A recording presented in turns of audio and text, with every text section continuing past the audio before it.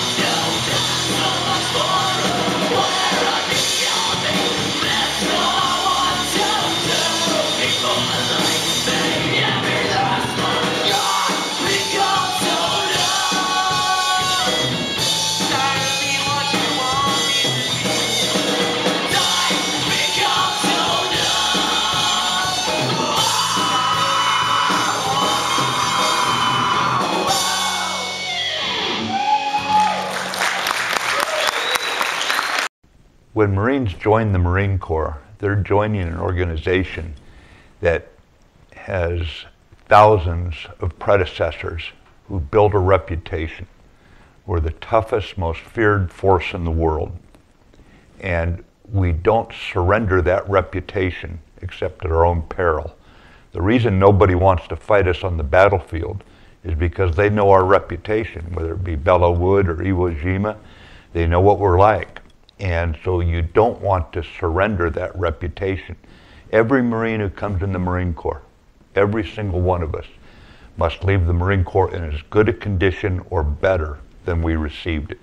And your own personal behavior is often what is going to set that reputation, for better or worse.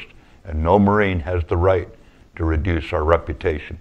We must all work together, look out for one another, and keep each other on the right path to strengthen that reputation of no better friend, no worse enemy.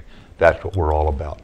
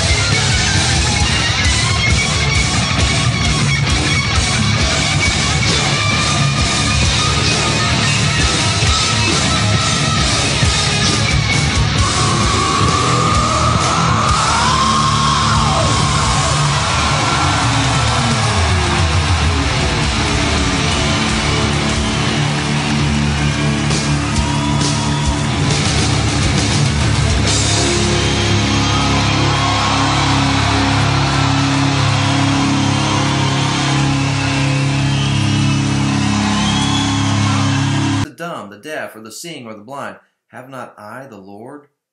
Now therefore go, and I will be with thy mouth, and teach thee what thou shalt say. You know, God empowers us. He enables us to carry out His will for our lives. You know, when we fall short of accomplishing what God has set before us, it's not because that God failed in some way to provide the necessary training or the necessary equipment for us. Instead, the failure is usually a result of an obstacle within our heart or within our mind, an attitude that kind of short-circuits our faith. And because of that, the flow of God's power is hindered. And we don't become the person that God desires us to become. We don't become what God created us to become. Moses. It's a great illustration of a very potential damaging faith barrier. I mean, think about it. Moses is called to one of the greatest missions in all Scripture. Chief the bird, me give you scalp treatment. Oh no, Chiefy, me give you scalp treatment.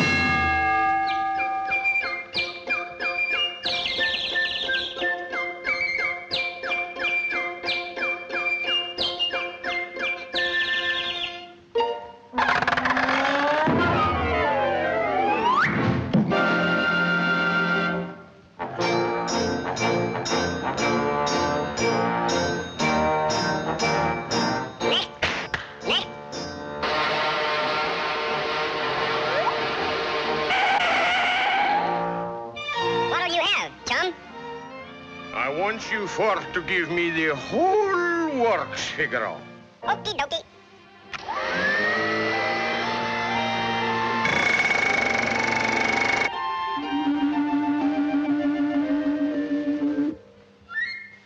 Remove the hat, dope.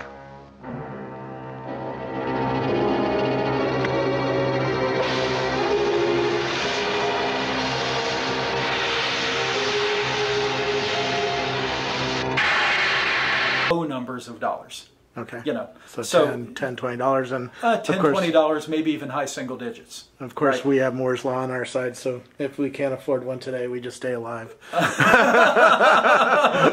planning on riding that curve a few more times. So. It's happened. Absolutely. I remember Steve Wozniak showed me his dye sublimation color printer. It cost $45,000, and today a $70 printer is a better printer. So yeah, exactly. You know, just stay alive exactly. if you need to afford. But these are very cheap and getting cheaper.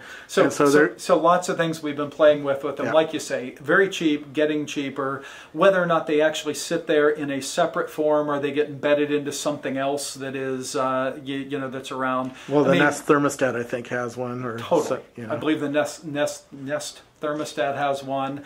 You know, I have a Bluetooth low energy heart rate beacon. You could imagine putting it right in the faceplate for the light switches or something, and you just screw one in any room that you want it, and it's a couple extra bucks. You know, a couple of generations out. Yep. And all the interesting things you can do with it. So that's the idea of using, I guess I would call it, fixed sensors to provide more context on where you are. You put a little microphone in there and such, and a couple of things go on. Number one, when I walk into a room with my wearable technology, probably a headset. Well, Dupę. Oddawaj hajs, ciulu. Weszliście na krzywy ryj. A, no tak.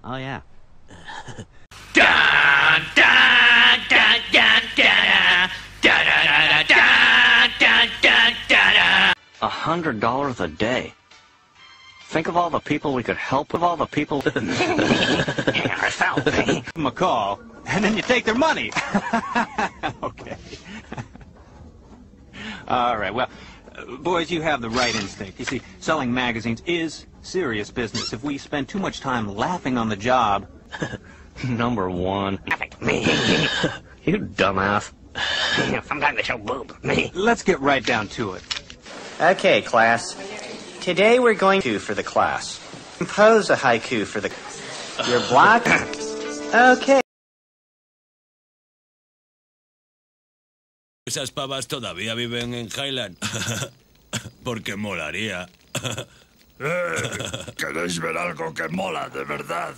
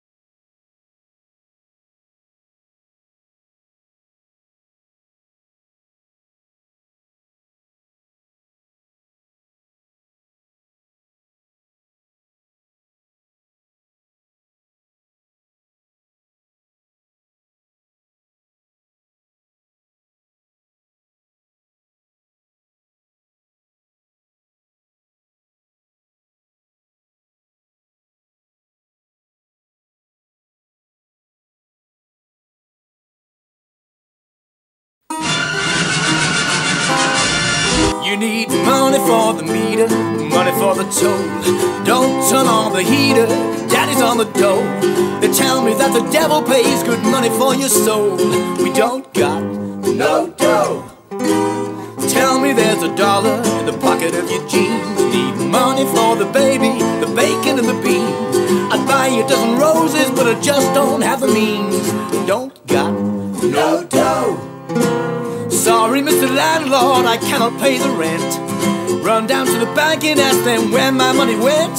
Then come back and tell me just who overspent.